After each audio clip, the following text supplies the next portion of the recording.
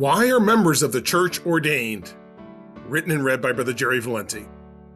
On the last night that Jesus is with his apostles, he compares himself to a grapevine and the apostles to the branches connected to that vine, stressing that the branches need to be connected to the vine in order to bring forth fruit. He then goes a step further, saying that he has chosen specific branches, corresponding to the apostles, to bring forth a specific type of fruit. Ye have not chosen me, but I have chosen you and ordained you, that ye should go and bring forth fruit. John 15:16. In the context of this example, it's fairly obvious that a branch of a vine can't choose what type of fruit will grow on it. That's determined by the vine and whoever plants the vine.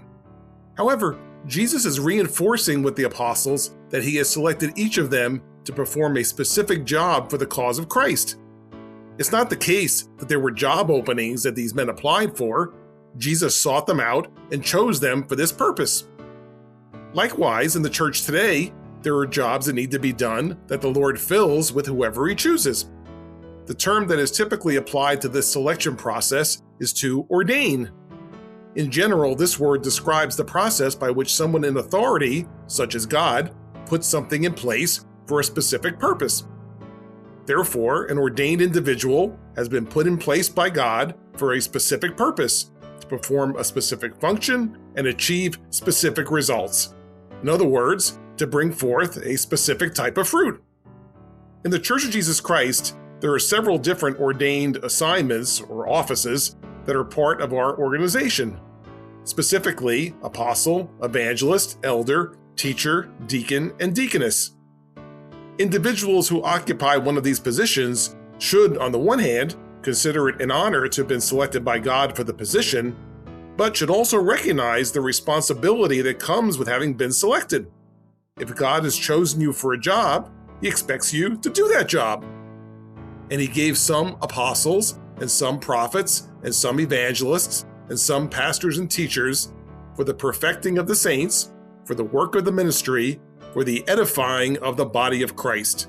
Ephesians 4:11 and 12.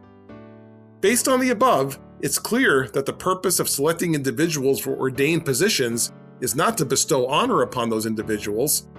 Rather, the purpose is to put in place functions to serve the saints, to edify the body of Christ.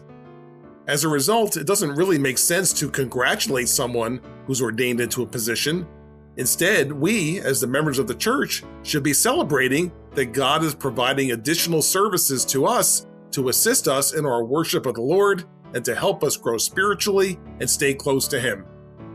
When Jesus knew that his time on earth was coming to an end, he knew that the church needed to be organized and led by someone on earth, so he ordained apostles to perform that function. The gospel needed to be brought to other lands, so evangelists were ordained to perform that function. The widows needed to have food brought to them, so deacons were ordained to perform that function, and so on. And with everyone performing the tasks that the Lord ordained them to perform, the early church was able to flourish.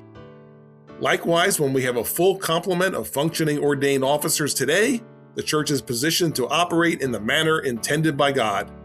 We're thankful that the Lord has set up the church in a way that each of us can be edified and fed spiritually, and that many can also be used to help others in their spiritual walk.